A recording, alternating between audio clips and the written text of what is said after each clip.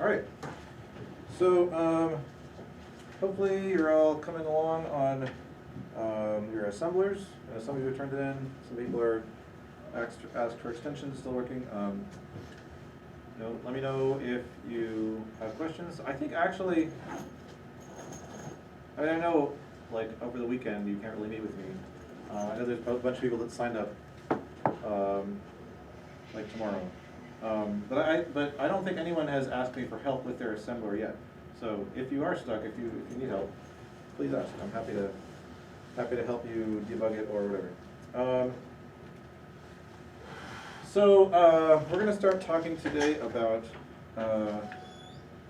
virtual machines. So remember, we're kind of like, we have our machine, and then on top of that we have assembly, right? And then we're going to have a virtual machine,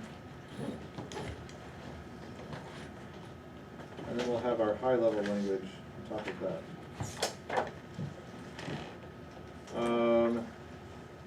And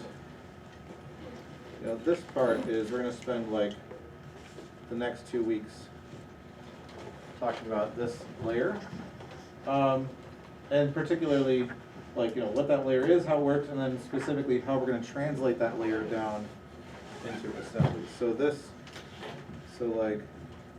step here is called the VM translator, and this is projects 7 and 8.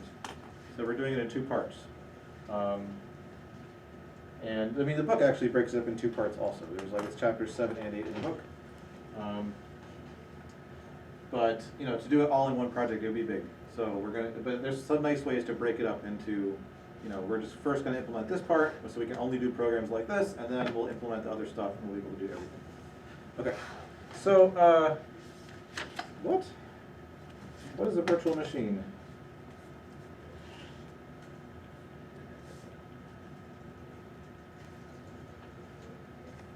And this is an important concept that comes up all over the place. It comes up a lot specifically today in modern computing, but really it's been a concept that's been around since kind of the earliest days of thinking about digital computation. The basic idea is just we have some kind of imaginary machine. We say, all right, I'm imagining that I have a machine that works like this. It has these, these kinds of capabilities. Can do these kinds of instructions. It has this kind of memory, whatever. But I don't necessarily actually physically have a machine that does that, right? I just can simulate that machine on another machine. But so for someone using it, they can think as if they have that kind of imaginary machine, right? They can program on it, but then when it actually goes to run it, it somehow gets translated down to run on some actual computational device, right? So I'll just say the basic idea, an imaginary, right, or virtual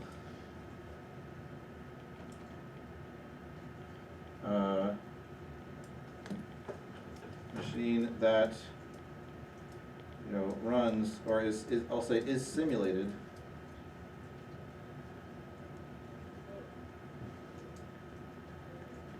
on top of some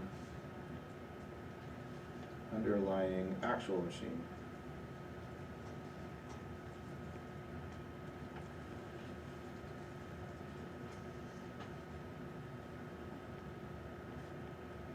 And this is a really powerful idea.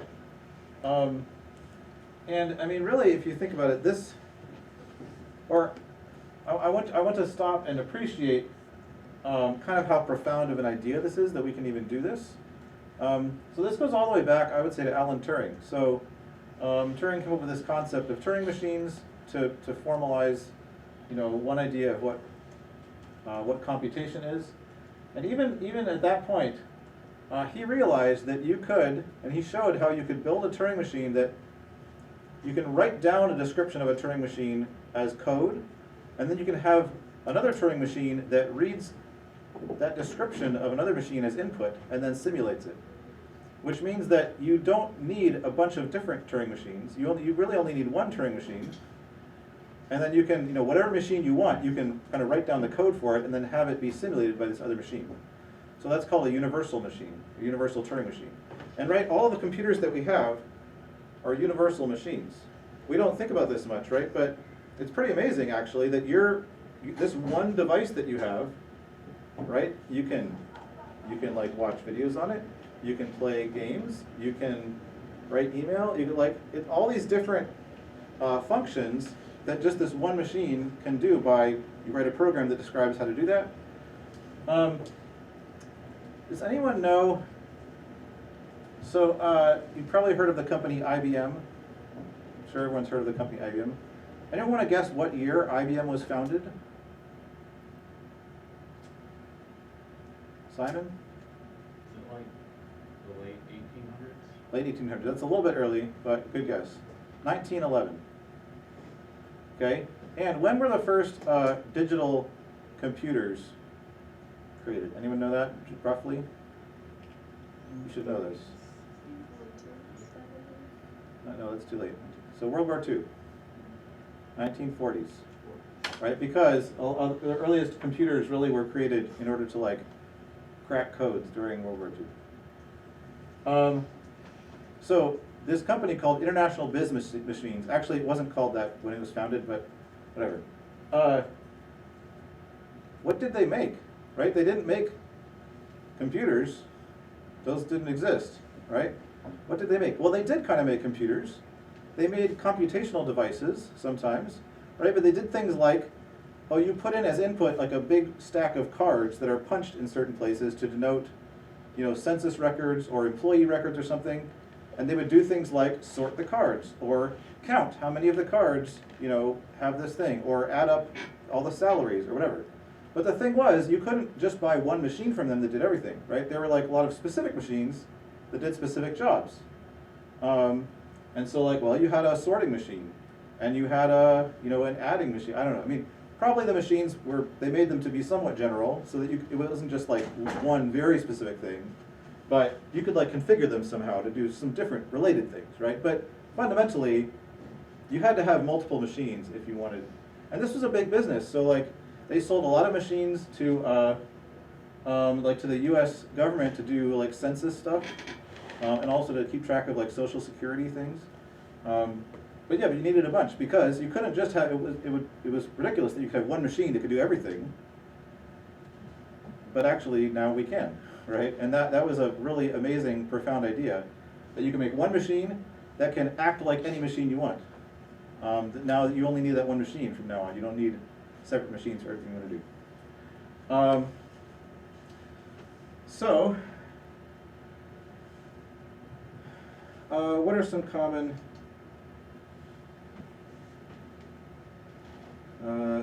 virtual machines? So some common places that virtual machines show up that some of which you probably had even heard of. Maybe you didn't think about the fact that they were virtual machines, but so the Java virtual machine. So when you write a Java program, when your Java program gets compiled, maybe you know this already, or maybe you don't, I don't know. When you compile your Java program, it does not get translated into machine code. It's translated into instructions for the Java virtual machine. So it's like machine instructions for this imaginary machine, right? So those instructions could not literally run on your computer because they're not something that your computer knows how to do. Fundamentally, you're a processor. They're instructions for this imaginary machine. The thing is, then you also need a Java runtime system that basically simulates the Java virtual machine, using your actual hardware. Why would you do things this way? Well, one nice thing is, right, you can write a Java program, compile it into virtual machine instructions, and then you can send it to anyone, and it doesn't matter what kind of CPU they have, what kind of computer they have, what kind of operating system they have, right? If they have an implementation of the Java virtual machine for their system, right? Now each person has to have a specific runtime system that works on their hardware, right? But as long as you have the right Java runtime system for your hardware, you can now run someone's Java program that's been compiled. You know, it can run anywhere. So that's a cool idea, right? That makes it easier to distribute. If I want to distribute some software, right, I don't have to worry about making sure that I like provide versions compiled for every different possible architecture. I can just provide one version, and then it's your job to just make sure you have the Java runtime system for your hardware, and then you're good, right? And so, I'm not going to write that down.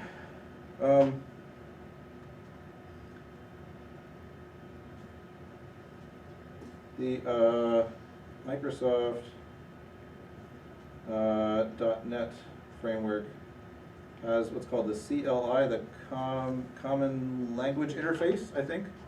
So, for example, C# compiles to this. If you've used C#, you know, some of you have taken like GameDev or right. It's exactly the same idea, right? It's a virtual machine. C# programs don't get compiled to machine code for your computer. They get compiled to this language, and then you have some .NET runtime system that kind of interprets that, simulates this virtual machine, and then runs those programs. Now, actually, both the Java and the .NET runtime systems are much more sophisticated than just literally simulating that machine. They're doing other complicated things, like, for example, if they say, I'm running this, and as I'm running this, I notice that this chunk of code seems to be running a lot, like it's some kind of loop. So I'm going to actually, on the fly, go and translate it, like compile it down into machine code, and then just run that, so that it's faster. So it does some pretty sophisticated stuff to make sure that it's as fast as possible. Because if you're thinking about like simulating a machine on top of another machine, it's not necessarily going to be super fast, right? They do some tricks like that, but fundamentally, that is still what they're doing. There's something else called LLVM, which stands for low-level virtual machine.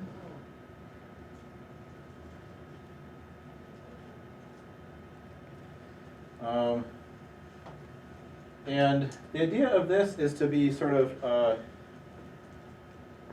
so if you have a bunch of languages, so language 1, language 2, language 3, you know, for example, like there's C and C++. I know Haskell uses this, probably some other things. So they all compile to LLVM code. Oops. And then the LLVM project provides ways to compile LLVM code down into machine code on lots of different architectures, right? So maybe you can compile it to like ARM machine code, or Intel x86, right? Or maybe you can compile it to like 6502 code, or I don't know. I don't actually know if they really let you compile to 6502. That'd be cool, but actually, I mean, honestly, they probably do, because actually, we talked about the 6502 as if it was something from a long time ago, but actually, like versions of the 6502 are still used today for like low power embedded applications, right? So someone needs to be able to compile code for that. Right? This is great because now, it used to be, if I wanted to create a new programming language and I wanted it to be compiled, right, then I would make my language, but my compiler had to output machine code for every possible architecture I wanted it to run on. Right? So it's like I have to program specifically, how do I output x86 code? How do I output ARM code? How do I output, and if like your platform, if your hardware wasn't on my list, sucks for you, right? Or you have to come and like try to implement it yourself. These days, the situation is much better, because if I make a new programming language, if I can just make a compiler that compiles my language to LLVM, now I'm set, right? Because now I can just plug that into stuff that translates LLVM into whatever, and suddenly, poof, my language now, you can compile it onto like any platform that LLVM supports, which is a lot, right? That's really cool. Also, I mean, there's other stuff, like there's a lot of like, LLVM project puts a lot of effort into like optimizing LLVM code, right? So if I can get it into LLVM, it can be optimized a lot, stuff like that. So, so notice these are a little bit different, right? So in this case, in both these instances, the idea is that we're directly kind of simulating that virtual machine on some other platform. In this case, the idea is that we further compile virtual machine code down into, like when you actually run this, you're not simulating the LLVM machine. You're just running machine code. But either one of those is fine. The idea is still of having like this intermediate virtual machine that you compile to is still the main idea.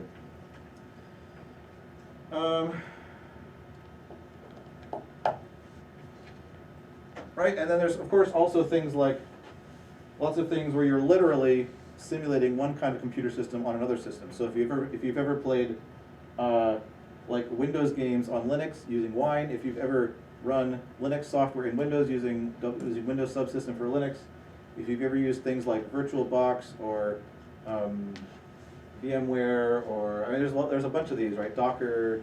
There's a lot of like systems that basically let you simulate one kind of system on another. So that's pretty common. All right. So what we're going to do, our system is more like LLVM, where we're not going to like simulate our virtual machine, but it's going to give us an intermediate step that we're going to first compile our high-level language down to this virtual machine, and then we're going to compile the virtual machine down to assembly. And of course, we don't have this situation. The reason we're doing it is not so that we can like output lots of different kinds of machine code. We really only have one language that we're translating to our virtual machine that we're then compiling to assembly. But even so, there's still benefits because it kind of creates a bridge between. It's almost like the gap between the high-level language that we want and what assembly code can do is so big that it's very helpful to have an intermediate thing. And you'll see that our virtual machine kind of has, it's still pretty low level in some ways, but it also has some kind of things that seem like higher level language features. For example, it's going to have functions, right? Assembly doesn't have functions, it only has jumps. All you can do is like jump somewhere, right? Our virtual machine is going to give us things like you can call a function and return and stuff like that. Okay. So, how is this going to work? So we're going to spend the rest of today and some time on Thursday also just talking about what is this hack virtual machine like, and how are you all gonna do the project to translate the virtual machine code down to assembly.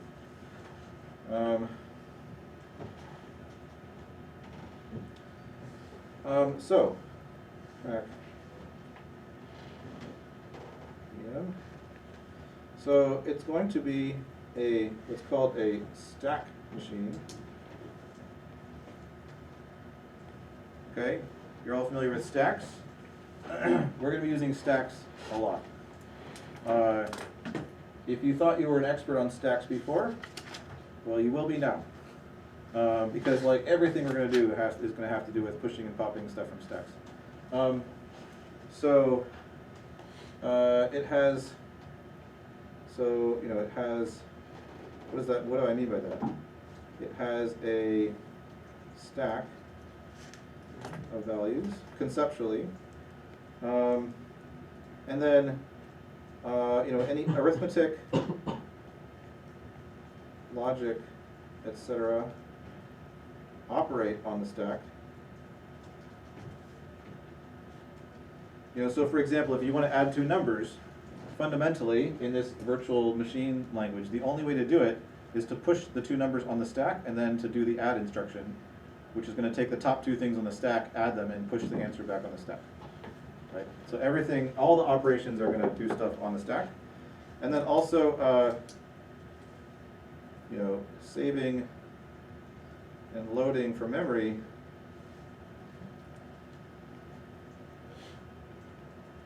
always is to or from the stack.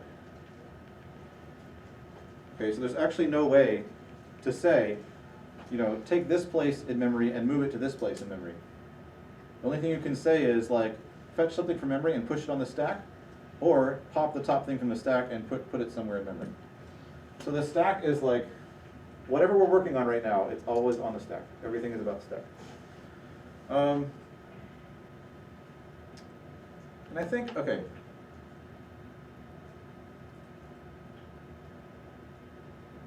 I think I'm gonna wait next time, yeah, we'll talk, so next time we'll talk more about, we'll talk more about like arithmetic, like I said, you know, when we add, we're gonna take two things off the stack, add them, put them back. We'll talk more about that next time, and why it makes sense to do that in terms of a stack. Today what I wanna talk about is this thing, like these memory operations. How do we, what kind of operations do we have to like, put stuff to and from memory onto the stack? So,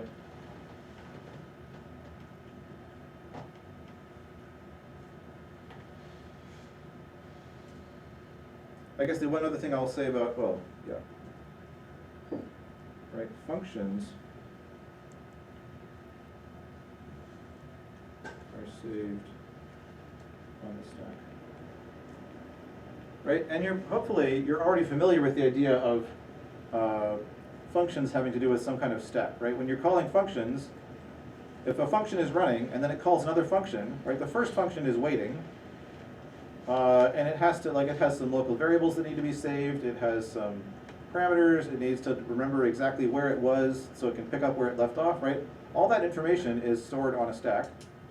And then when it calls another function, right, that function stuff gets pushed on top of it on the stack. And if that function calls another function, right, you have this stack of functions that are waiting. And then as functions finish, right, you pop from the stack and you go back to the previous one that you were doing, right? So just even the idea of functions calling other functions very naturally fits in the idea of a stack. If you've ever like had out of control recursion and you got a stack overflow error, right, it's literally because a function was calling itself so much that you just like filled up the whole stack, and it was like, I ran out of space for the stack got too big, right? Or if you know, in Python and Java, like most languages I can think of where you have, if it crashes, like you divide by 0 or something, it spits out a thing that's called a stack trace, right? It's like, here is what the stack looked like when this happened, so that you can see like what were the functions that were on the stack, okay? So,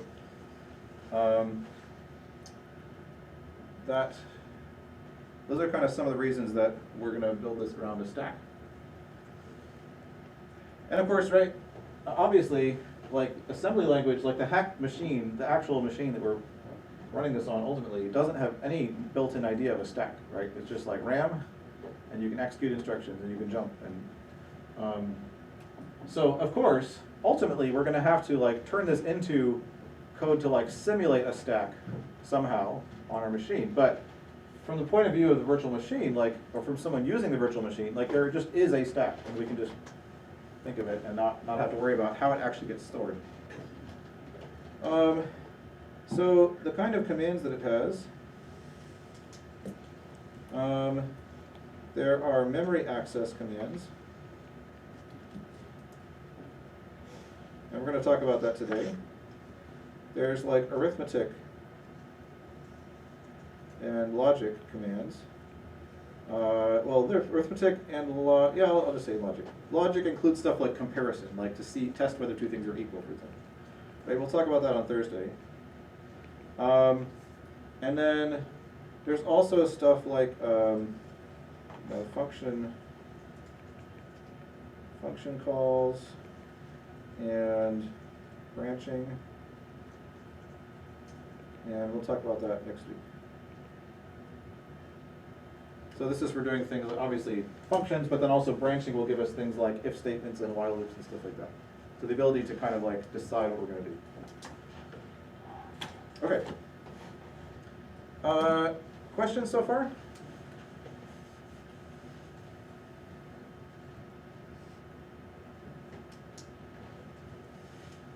Yeah, Garrett. So then, sorry, you get back to me. I'm trying to think about how I want to ask this question. Okay. Any other questions?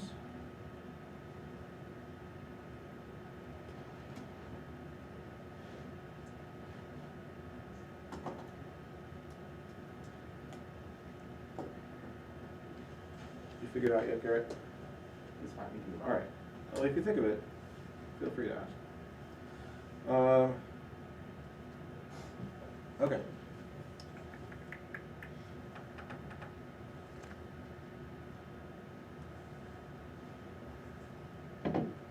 All right, so let's dive in a little bit more into this memory access thing. So we've already said that our machine will have a stack, right? But then I've talked about, oh, there's a stack and then there's memory, okay? But the way we're gonna think about memory in the virtual machine is not just like a big hunk of RAM where we have addresses, right? So we're gonna think about it a little more structured than that. Okay, so memory access. Just make a new page.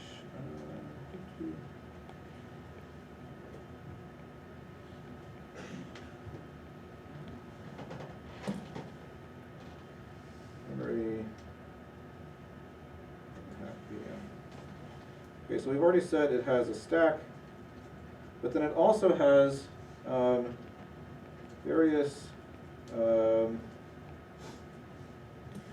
separate memory segments. Okay, so we have a bunch of segments, and we're going to think of each segment as like a separate area of memory. Okay, so we can use them kind of independently. Now, obviously, the translator, when it translates it down to assembly language, it's going to have to, each segment is going to get stored somewhere physically in RAM. But when we're writing virtual machine programs, we don't have to worry about exactly where they go. It'll just let us kind of think about these areas of memory logically and not have to worry about like, okay, wait, that was stored at like 47, so I have to like, you don't have to think about that. You just say, oh, stored in this area of memory. Okay, so what are those? And there's only two types of instructions.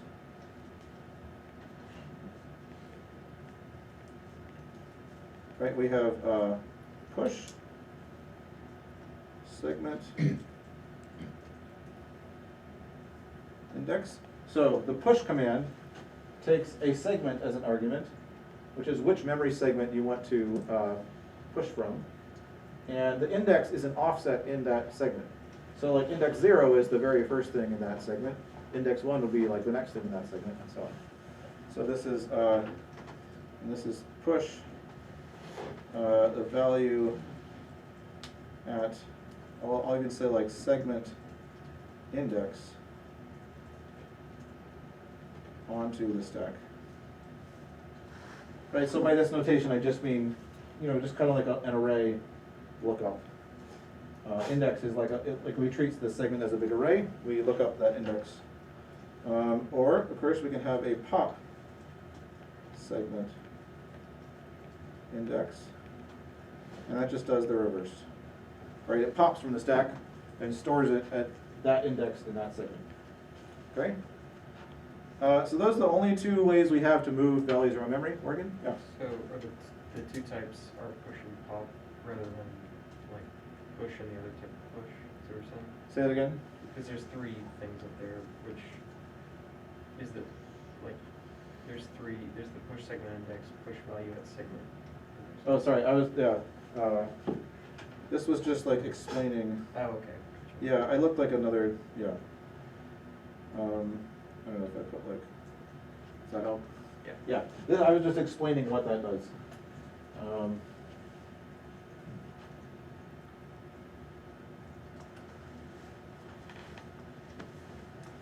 All right, so what are the segments?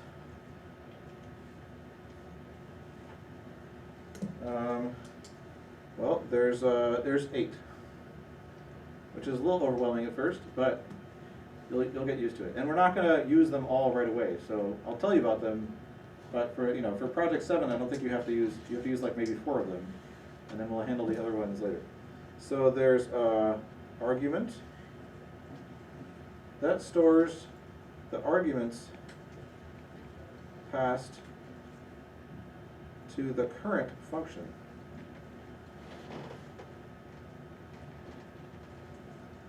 Okay, so that tells you a couple things. Number one, we're always going to be in some function. So when it first starts up, you're going to have like a main function that gets called right away. You're always in some function, and the argument segment will store the arguments that were passed to the current function. So obviously, where the argument segment physically is in RAM will change as the program executes. As this function calls this function or whatever. But when you're inside a function, you just say, oh, you know, push argument 1, and that just means, yeah, get my argument and put it on the stack. You don't have to worry about where that is. You know, you're given some kind of segment that stores your function arguments. Local, it stores the current function's local variables.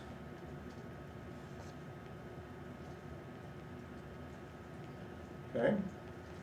There's going to be one called static.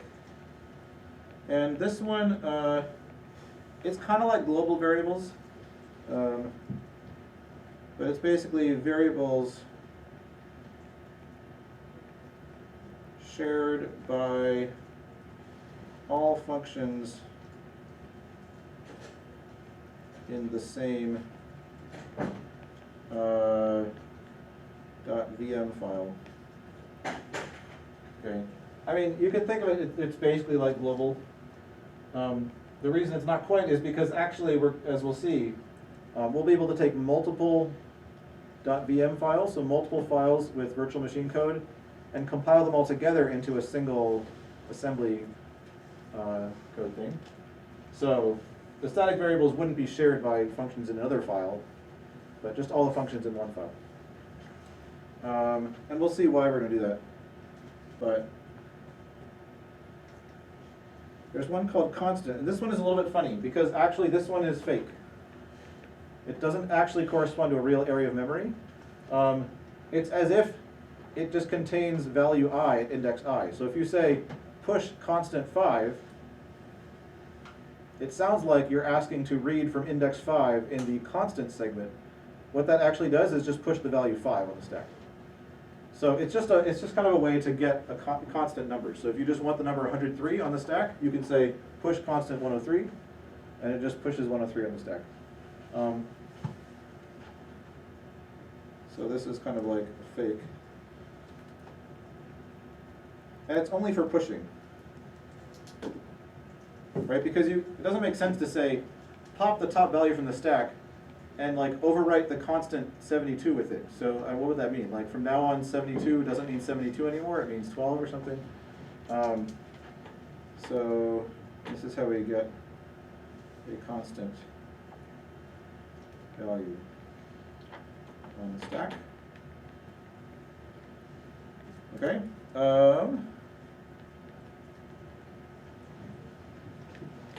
There's one called temp, which is only has only 8 values, and it's basically scratch space. But it's going to be scratch space for the compiler that we're going to write later. So you don't get to use it. Yeah, Zach. For the static, Uh-huh. so do we just allocate like a section? Does that get stored in each segment individually, or why wouldn't we store one pool of static variables? We will in fact store one pool of Okay. static variables. But each segment can access it. But yeah, you'll see later how we're going to do it. I mean, we could do it any way we want. There's multiple ways that we could implement this on an actual machine, right? The way that we're going to do it, even though kind of, yeah, you'll see.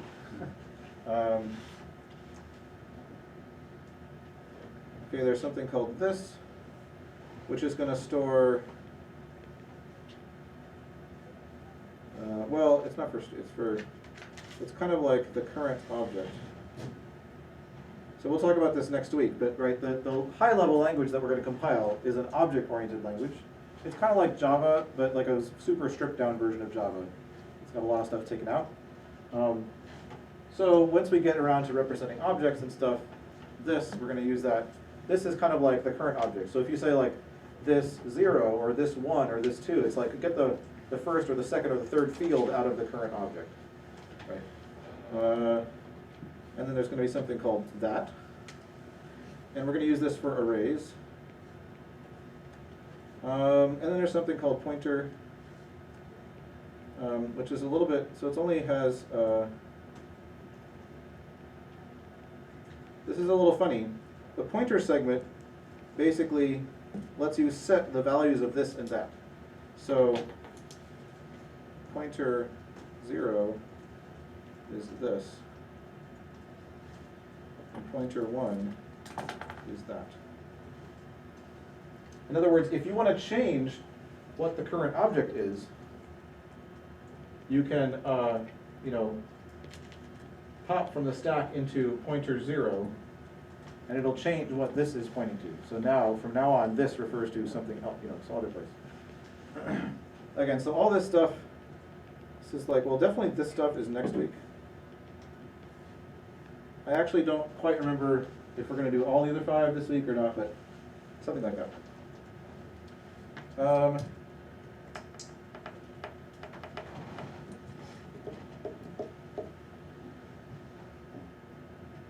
Okay.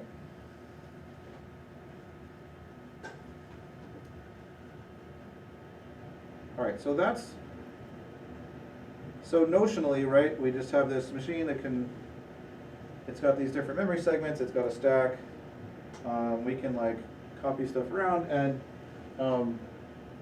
but of course, if we're gonna implement it, we have to decide, okay, how are we gonna take all these different memory segments and actually map them onto the RAM? I have to decide where I'm gonna store different things, so that when I'm generating some assembly instructions for these things, like, you know, if I see the instruction, you know, push static 3 or something, how do I actually decide what RAM address that corresponds to? So there's not a right way to do this. Okay, there's lots of ways you could do this that would work, but there is like a standard way that your book suggests, which is how we're going to do it. So standard mapping from the VM to the hack machine.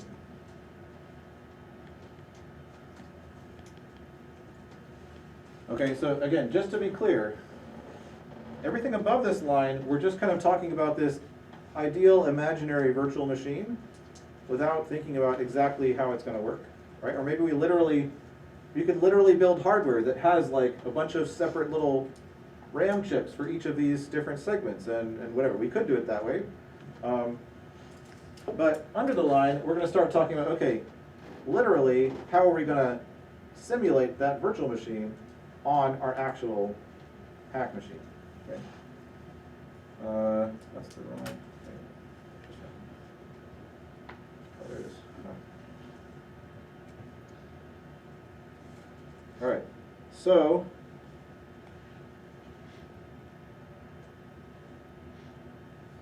this is from 0 to 15. I'm going to put X decimal. Okay, so I'm going to kind of lay out for you where we're going to put stuff in RAM. And I'm going to list it both in decimal and in hexadecimal. Hexadecimal makes it easier to kind of see. They're nice powers of 2, right? So this is going to be virtual registers. Okay, and we'll talk more about what is going to be there. But right, I mean, the machine that we have only has the 3 registers, right? There's the PC, there's A, and there's D. Conceptually, we want to think that we have more registers than that. And so, we don't literally have registers, but we can just designate some areas of RAM as like, these are going to be, these locations in RAM are special. We're going to use them for some special purposes to treat them like some extra registers. Okay. So from 10 to FF, which is 16 to 255, this is for static variables.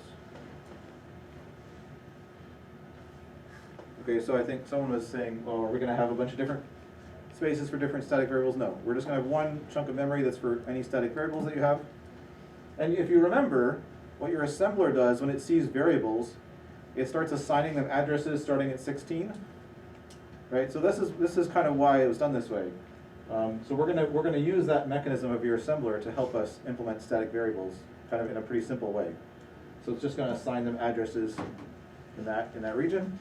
And then we actually don't even we literally don't have to, like when we output virtual machine code to deal with static variables, we just have to name them. We don't even have to decide where they're gonna go. The assembler is gonna decide where they're gonna go, and it'll deal with that.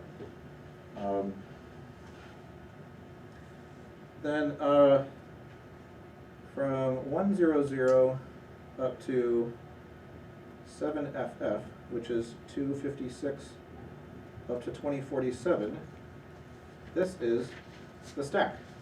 Okay, so the actual stack that the virtual machine has is going to be stored in that area of memory.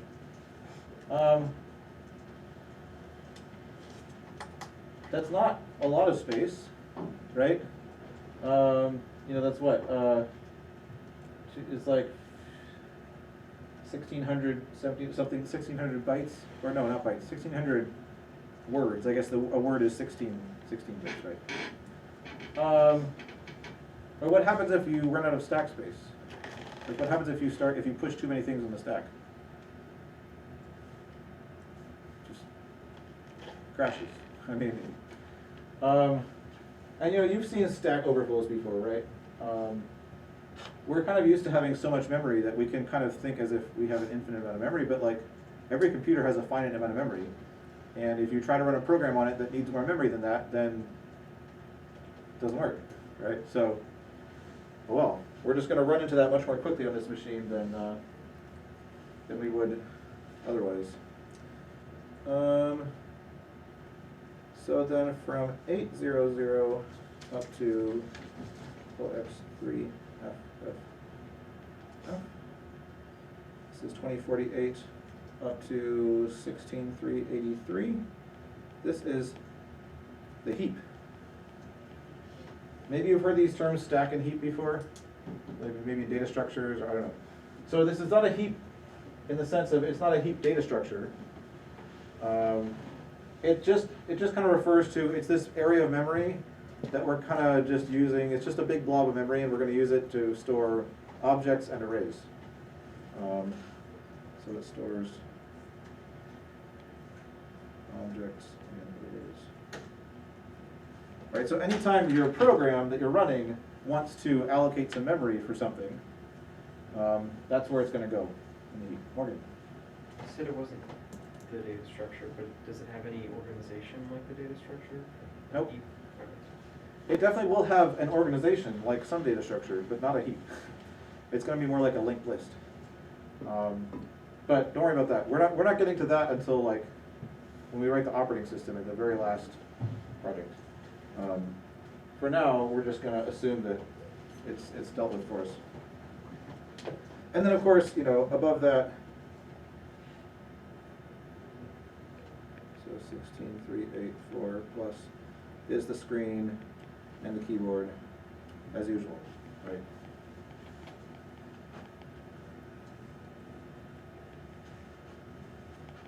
Okay.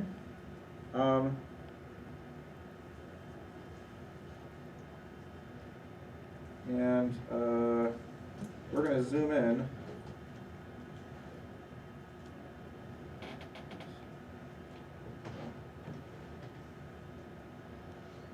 I'm going to zoom in here and say, okay, what are these virtual registers? Because we're actually, it's not just like, oh, we have 16 spots that we can kind of use, but no, we actually have like specific ideas of what's going to go in each one of these spots. So, virtual registers. We're going to have, so in 0 is going to be SP, which is the stack pointer. Okay, so the stack pointer is going to store the address of the top of the stack. Okay, actually the address at the next free space above the top of the stack. Okay, so it stores next free address on the top of the stack.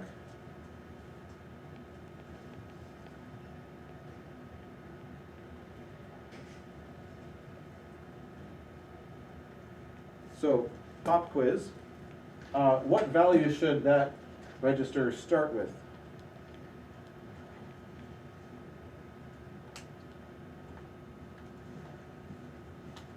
Simon? Should be 256. 256, right. I mean, I guess I didn't tell you which end of this we're gonna start from. But we're gonna start from 256 and then go down. So,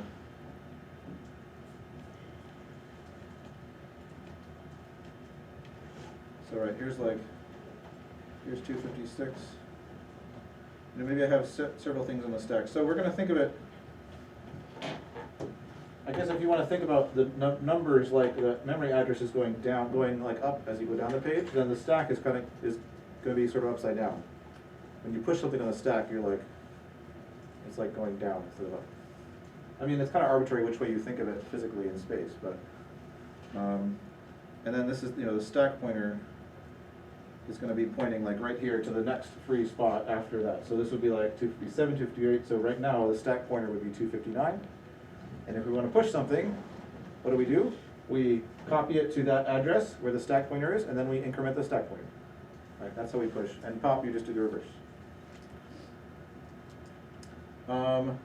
1 is going to be LCL. That points to the location, the current location of the local segment. Okay, so every time we call a new function, we're going to update this to point to the area of memory that's storing that function's local variables, right? And of course, we're going to have to worry about, well, what about when that function finishes? How do we know what to set it back to? Well, we're going to have to store that. That's some of the information we're going to have to store on the stack. When we call a function, we have to remember, okay, where were its local variables? Where was this stuff? But we'll deal with that later. So 2 is going to be arg, 3 is going to be this, and 4 is going to be that. Okay, and all of these point to the current location of, arg, this, that segment. Okay, so they're all kind of the same thing. They're just, each one is telling us where a particular segment is currently.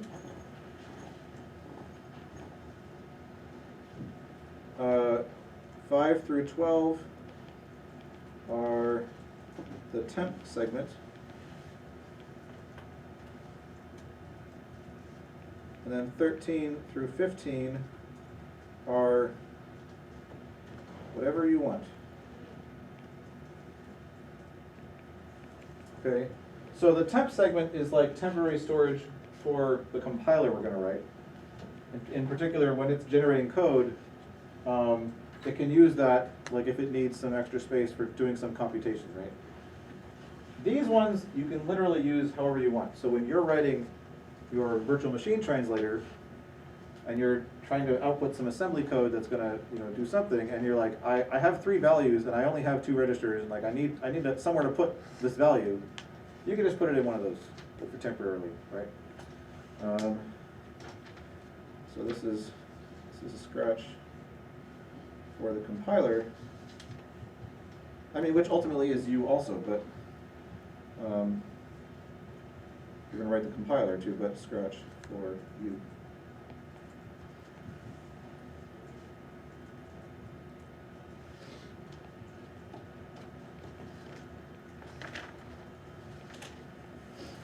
All right.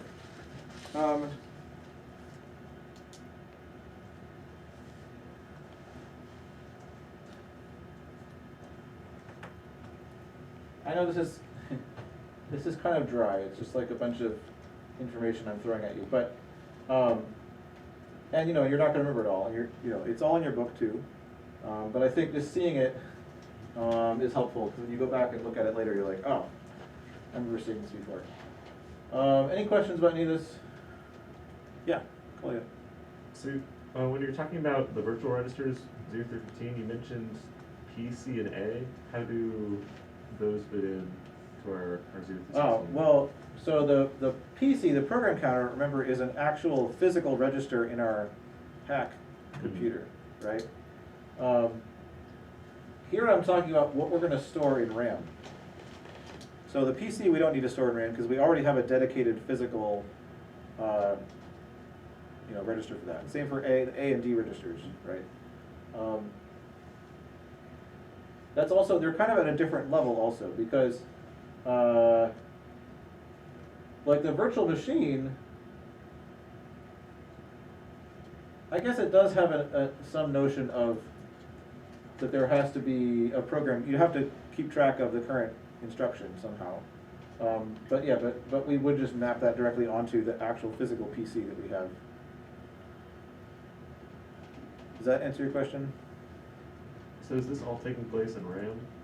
Yeah, all this stuff that we're talking about here. So this is how RAM is gonna be laid out, Okay, that makes right? sense. This looks like, so starting at address 0, all the way up to address, whatever.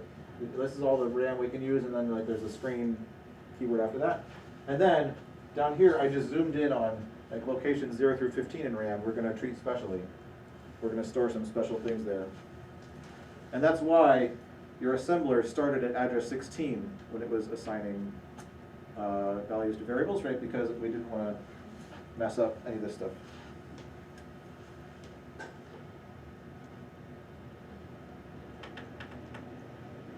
All right. So let's start talking actually about the projects you're going to do. So projects 7 to 8. Right? The goal, the ultimate goal, is to translate VM code to assembly.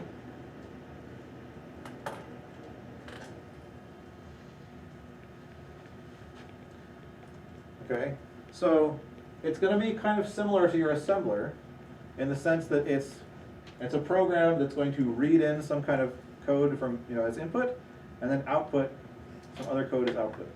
It's just going to on a different level, right? So your assembler was reading assembly code as input and outputting machine code.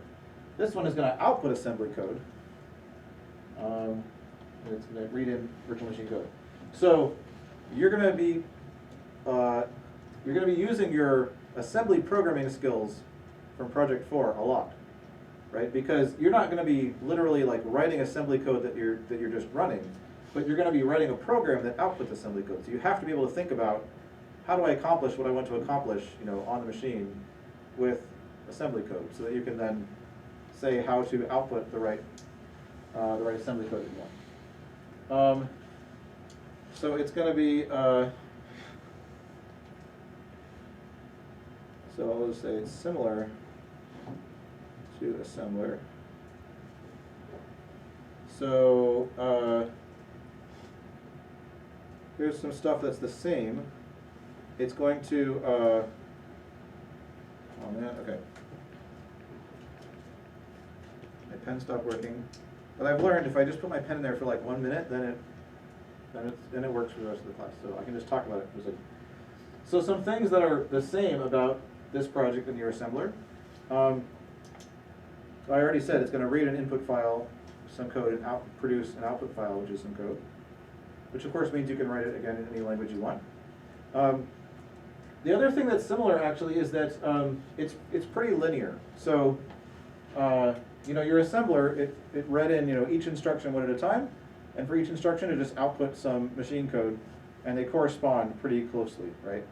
That's going to be true here too, except with the one difference that the assembler, each line of code in the assembler outputs one machine instruction, right? That's definitely not going to be the case here. One virtual machine instruction can output a bunch of assembly code. Okay, but you don't have to like mix it up at all. It's just like I take this one virtual machine instruction, I translate it into a bunch of assembly instructions, and then I move on to the next one, and I put, I translate that into a bunch of instructions. All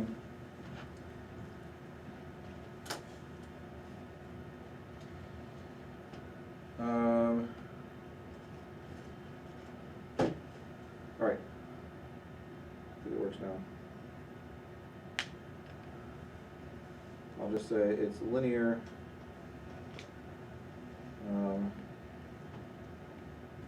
Translates one file, or it translates input code to output. but the difference is, right, one VM instruction can generate many assembly instructions.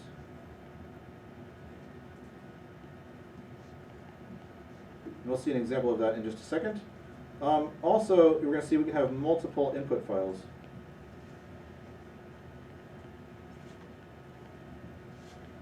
Okay, so the assembler always took one .asm file and produced one .hack file. But the virtual machine translator is going to be able to take multiple virtual machine code files and then output one assembly file. And we'll see why later, but basically it's essentially because each class in our like high-level program, our object-oriented program is gonna generate one virtual machine file, and we're gonna put them together. Simon. Are we gonna take another intermediate step where we like practice programming in the VM language to get used to how it works? That is a good question.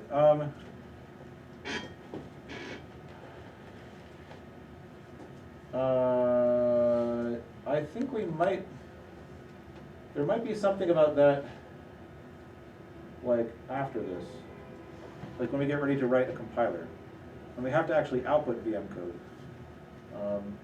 We're not going to like project 7 and 8.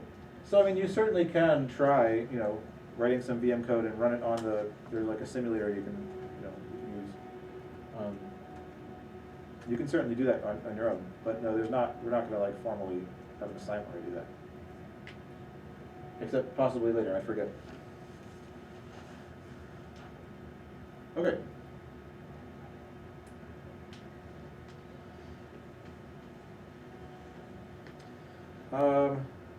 Let's look at some examples. Okay, so the example I want to look at first is push local 3. So let's say we have this virtual machine instruction. Right? Recall what this means. This means we're going to push something on the stack, right? And where we're going to get that thing is we're going to look at the local segment at index 3 in the local segment. We're going to read whatever's there and push it onto the stack. So conceptually, right? Or I could say virtually. Right, if this were a real machine, it would just look something like this. We've got, here's our local segment here, and here's index 0, 1, 2, 3, and here's my stack. Now I've got X, Y, Z, something on the stack, and like let's say there's like a queue here, and I'm just going to take this queue and push it on top of the stack. Does that make sense? So, how do I do that concretely? Let me see.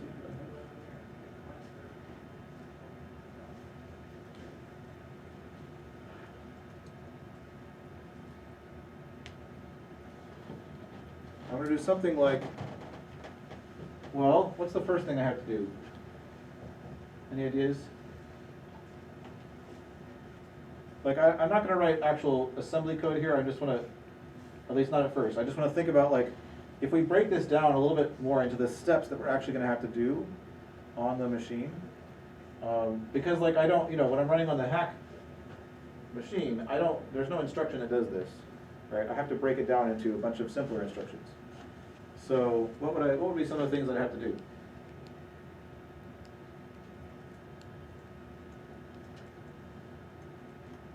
Simon? You have to add local index and you'd have to add the number that corresponds to local and 3 to find Right. the Yeah, index. so and even before I do that, I have to look up what local is. Remember, local is one of those special virtual registers, so it's, I don't know, it's stored, it's somewhere. You know, it's an address 4 or 3 or something like that. It actually doesn't matter because there's, local is one of those special names that the assembler gives you, right? So you can just say @local, and it's like, oh, okay, that's the virtual register. So we could look up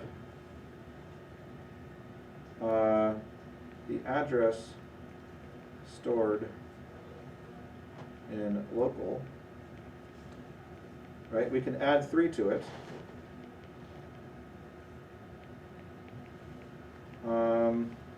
And then, okay, that gives me an address where I want to look, right? Then we fetch the value stored at that address.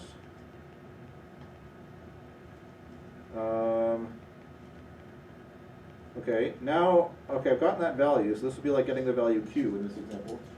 Now I want to push it on the stack. So remember how the stack works is that I have a register called SP that kind of points to where the top of the stack is.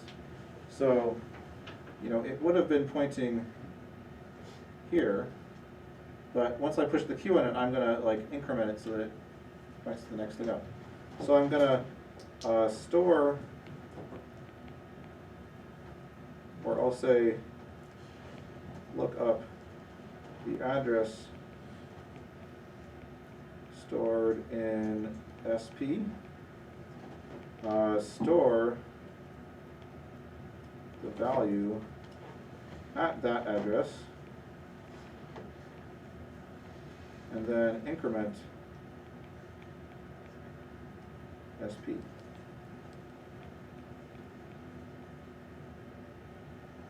Okay, so that's kind of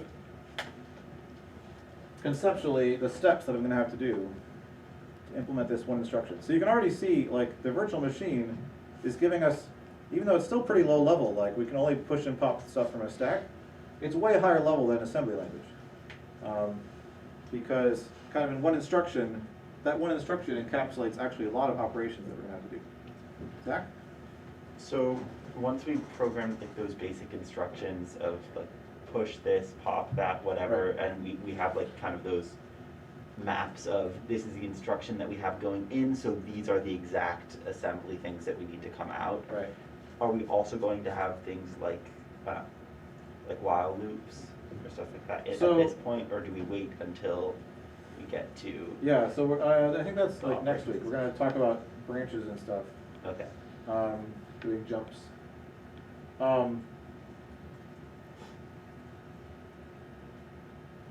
Yeah, we'll talk about that next week. So like the virtual machine actually doesn't have loops or if statements. It also only has kind of jumps. Yeah, we're gonna worry about translating those next week. So I think it will be helpful. So let's keep going, right? Let's actually translate this into actual assembly code.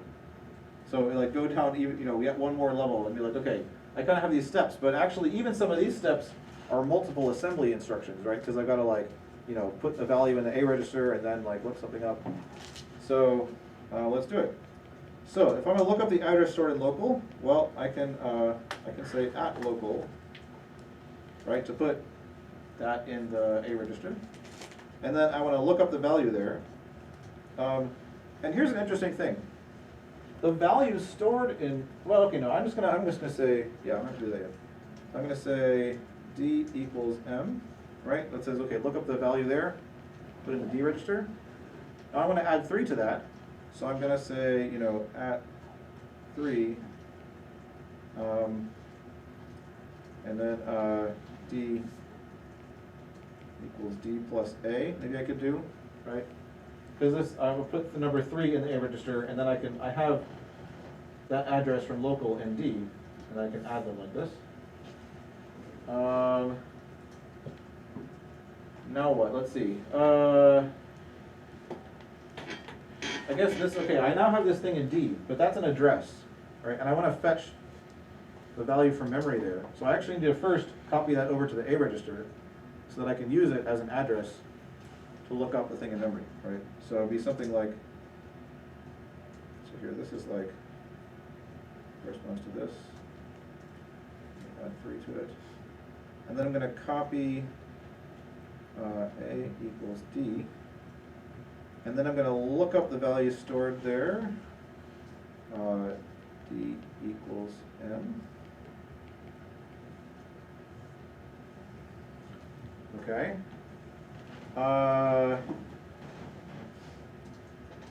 Okay, now I have to look up So now I've got in D, now I have the thing that I want to push on the stack. Okay, so now I have to figure out where to push it. So I'm gonna first get the address stored in SP. So how do I do that? Well, I say at SP. And this is interesting. So there's a couple things I could do at this point. Because I wanna get the value out of SP, right, which is an address. I could, if I store it in D, that's a problem because I'm already storing something in D that I want. So one thing I could do at this point is use one of those like temp, those addresses 13 through 15 to like store this value temporarily and then do some stuff and then like load it back. However, there's a better way. Because what is the value stored in SP? It's an address. And what I want to do with that, I want to immediately use it to like store this D value into memory there. So I can actually just say A equals M. So it says use the current address in the A register to look up a value and then put that value into the A register. And that's fine, right? It doesn't like interfere because it happens in the next cycle. Yeah, Jack. Didn't we decide in a few classes ago that you could say A equals D plus A instead of D equals D plus A and then A equals D? Yeah, thought we I went think you over can that. do that, I you're right. realized that was okay. So yeah, it would be. So you're right, because it actually, since I ultimately want the result of D plus A to be in A, I could just have said A equals D plus A here. Yeah, so that's good. I'll say or A equals D plus A. And you're gonna find lots of things like this when you do this project. If you think hard about it, you can figure out ways to kind of cut corners and maybe abbreviate things that'll make it take fewer instructions, which, if you were writing a real VM translator, you would definitely want to work really hard on that so that your programs would run as fast as possible. And that they would take as little memory as possible, right? Because we only have a limited amount of memory to get to work with. For this project, I don't care, right? If it works, it works. If you want to spend time thinking hard about like how to optimize things, cool. It can be fun, right? Go for it. But if it makes sense to you to write it this way, don't worry about the fact that it could have been optimized. So here though, I'm not just trying to optimize this. I really have a problem that I have something a value I want in the D register, and I don't want to clobber it. So, but I can just take this, read it from memory, and put that back into the A register. And this is going to be something that you're going to find you're going to be dealing with all the time. That there's D and there's A, and if you want to have like 3 values at once, it sucks. You've got to just use a temp place in memory and like store it there. But even storing something, you've got to use the A register because you've got to say where you want to store it. So it gets a little tricky to figure out how to manage the values so that you get the right values where you want them. But it is possible. We definitely couldn't do it with only one register, but with 2 we can do it. Okay, so I said, all right, this is the address of the stack pointer. I looked up what value is stored there, which tells me where the stack is. So I have that now in my A register, and I want to store, so now I say M equals D. So that value I had in the D register, so this is this instruction, this is here. And now I want to increment the stack pointer. So I've got to say at SP again because that wasn't in the A register anymore, right? And then I can just say M equals M plus 1. Okay. That makes sense? Any questions about this?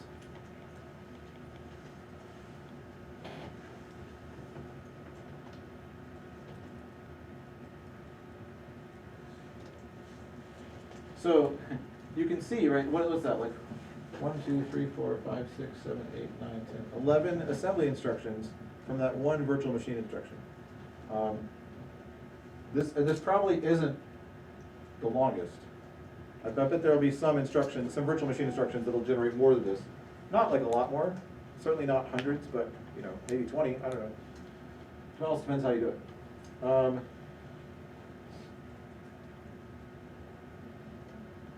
So another thing I hope you see is that you're not gonna be able to get away with, like we did with the assembler, where you just like say, here's the possible inputs I could see, I'm gonna have a map that just says, for each input, what am I gonna output?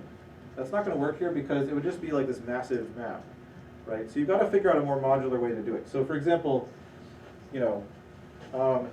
this code that you generate is gonna be similar if you're doing a push to not just local, but like to other segments as well, right? And so you can kind of make it modular and say, okay, what instructions are gonna be similar to each other? Can I make a function that just takes some arguments that tells me like the pieces that are gonna change, and I generate the code, but then in the middle I'm like, okay, here is where you either output, local, or you do this or that or whatever, depending on what argument is given. So that what you don't want to do is like be doing lots of copy pasting. You shouldn't have to do a ton of copy pasting for this project, right? You should figure out ways to reuse both like the code that you're writing and also reuse the segments of code that you're generating, and figure out how to like put pieces together to make the whole thing work.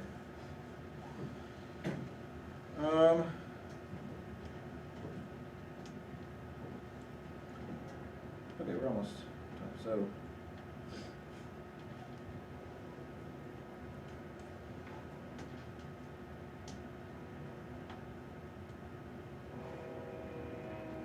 Right. And so, for example, popping instead of pushing is going to be kind of similar to this. It's not going to look the same, but it's going to have some similar ideas, right? But we'll decrement the stack pointer instead of incrementing it, and we're going to load from there, and then we're going to store it to somewhere else. But in terms of like how we compute the address, and how we manipulate the stack, it's going to be very similar. So next time we'll finish up talking about. There's more to say about like a few of the other kinds of segments, and then we'll spend a bunch of time talking about like how we do arithmetic and logic and stuff like that. All right, see you on Thursday.